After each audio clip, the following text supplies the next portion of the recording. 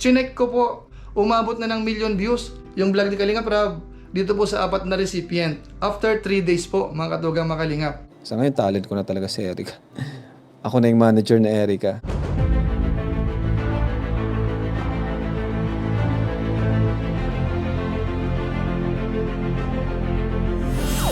Ayun, what's up guys? Muli, welcome to my YouTube channel.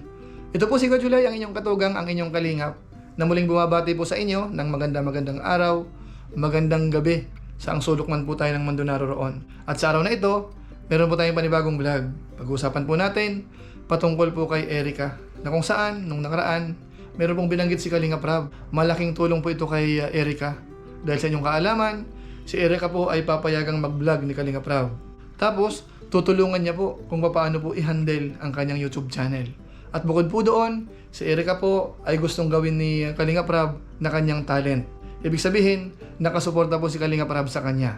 Tapos bukod po dyan, isingit po natin yung patungkol po doon sa premiere ni Kalingap Rab na kung saan po ay nag-viral, yung umabot po ng 72,000 live viewers.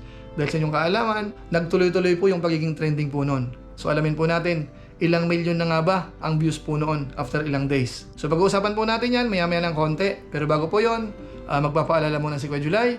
Baka sakaling meron pa po ditong hindi nakasubscribe sa ating YouTube channel, huwag po natin kalimutan, July Paunil. Tapos pakipindot po yung notification bell button para lagi po tayong updated sa aking mga video upload. Tapos kung okay lang, pakisama rin po yung ating Facebook page, July Paunil 2.0. Paki-follow rin po yun at saka paki-like. So maraming salamat po sa inyo. At isama rin po natin si Kuya Bal Santos Matubang, si Kalingap Rab, si Ate Edna Vlogs at saka po si Japper Sniper. Maraming salamat po sa lahat po ng ating mga viewers. Ngayon, tuloy na po tayo. Pag-usapan na po natin yung patungkol po kay Erica, yung mga biyaya pong dumarating po sa kanya. Siguro naman natatandaan po natin nung nakaraan, meron po nag-sponsor sa pabahay, kalahating milyon po yung itinulong sa pamilya ni Erica.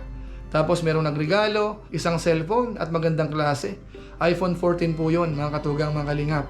Tapos marami pa pong iba ang natanggap po ng pamilya ni Erica at saka po siya. Sana all.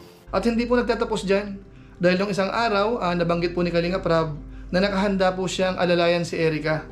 Una, papayagan niya pong mag-vlog si Erica. Kapag po siguro natapos na yung kanyang pabahay, papayagan po siya.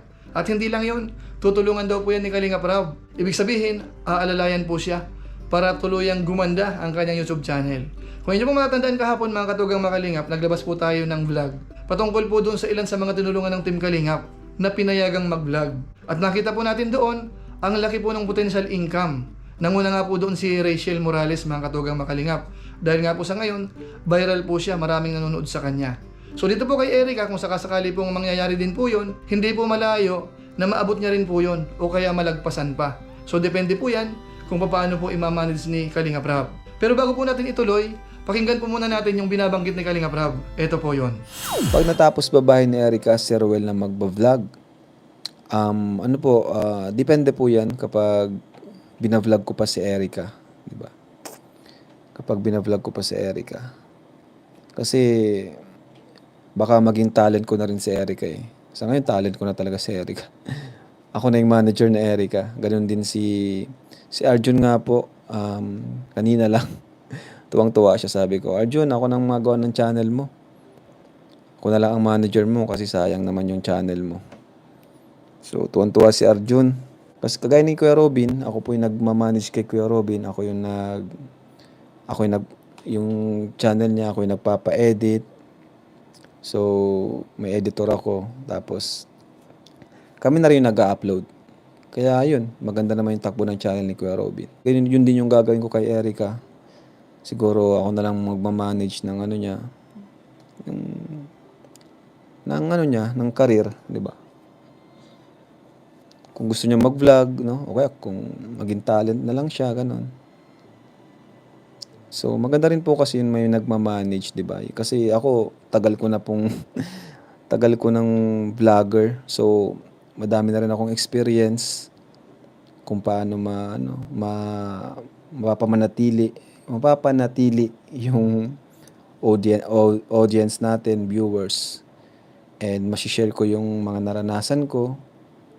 Yun yung gagawin ko sa mga hina-handle And laking tulong na rin po sa kanila yon. Kagaya ni Kuya Robin, si Arjun gagawan ko pa lang.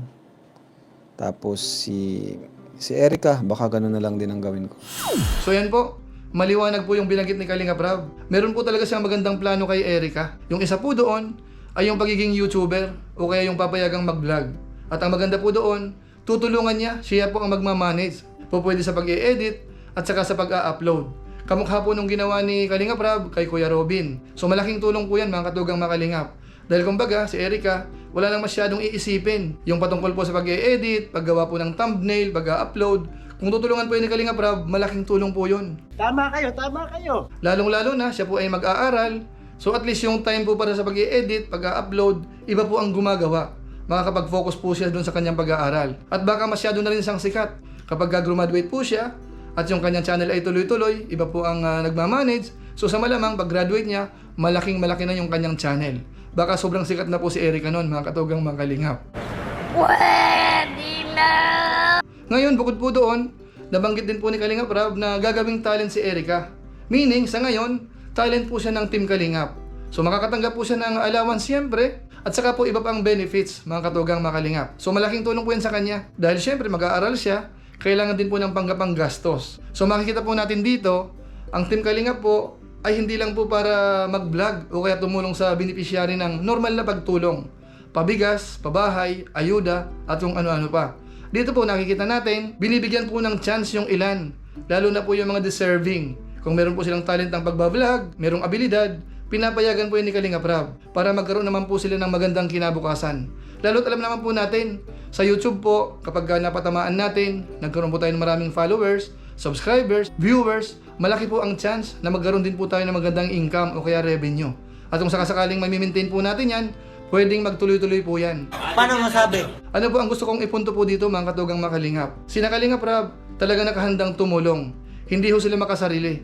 Dahil sa totoong usapan po, kapag po nagtitrending yung kanilang mga tinulungan, po pwedeng makaagaw po yun sa views nila. Kaso nga lang po, baliwala po sa kanila yan. Ang mahalaga, makatulong po doon sa mga karapat dapat tulungan. Nice. Ngayon ang tanong, kung ang mga viewers po natin ang tatanungin, pabor po ba kayo dun sa gustong mangyari ni Kalinga Prab kay Erica? I-comment nyo lang po sa baba. So maraming salamat po sa inyo. Ngayon bago tayo tuloy magtapos, isisingit ko lang po muna yung update po doon sa vlog ni Kalinga Prab. Doon po sa 4 na anghel o kaya 4 angels daw dito sa Team Kalingap. Yun po ang tawag ng ilan. Alam niyo po kahapon sa ating live stream, may mga nagko-comment po doon. Sinasabi nila na after 3 days daw, umabot na ng 1,000,000 views yung vlog ni Kalinga Prab dito po sa 4. Kay Erica, kay Rachel, kay Dara, at saka po kay Joy. Kaya pagkatapos po ng live stream natin, chinek ko po, umabot na ng 1,000,000 views yung vlog ni Kalinga Prab dito po sa 4 na recipient. After 3 days po, mga katugang makalingap. Ibig sabihin, tuluyan na po talaga nag-viral. At hindi po tayo nagtataka, dahil yung 4 na yon, lahat naman po talaga sila ay viral din. Kanya-kanyang hatak po sila sa mga viewers. Kaya nung nagsama-sama, ang lakas po nung hatak. Bagamat siyempre, wala naman po tayong tulak kabigin sa kanila. Para pareho po sila tinutulungan ng Team Kalingap. Kaya wala po tayong dapat kampihan, dapat purihin, at yung iba ay dapat pintasan. Mali po yun.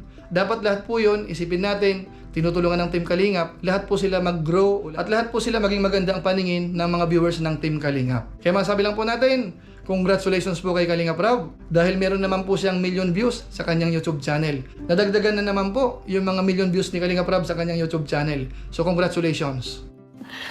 Sana all. So siguro po, pansamantala, yan na lang po muna ang ating topic sa ngayon. Siya nga po pala, abangan na lang po natin yung vlog po ni Kalinga Prab kay Erica, yung patungkol po sa birthday celebration kahapon. Sa ngayon po, inaantabayanan pa po natin. So abangan nyo lang po din siguro yung ating magiging reaction video patungkol po doon after 24 hours. So wag po kayong mainip, antabay lang po. So siguro po sa pamamagitan po niyan, pansamantala magpapaalam po muna tayo. Pero gaya po ng dati, meron lang po muna tayong isa shout out.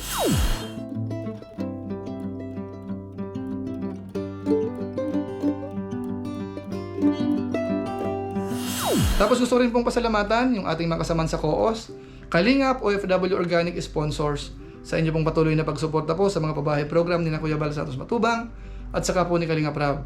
So abang-abang lang po tayo kung para kaninong pabahay yung malilikom po natin para sa buwan po ng August 2023. Bagamat yung part po niyan ay pinadala na po natin kay Kuya Bal Santos Matubang, para doon po sa pabahay kay Mary Joy. So maraming salamat po sa inyo.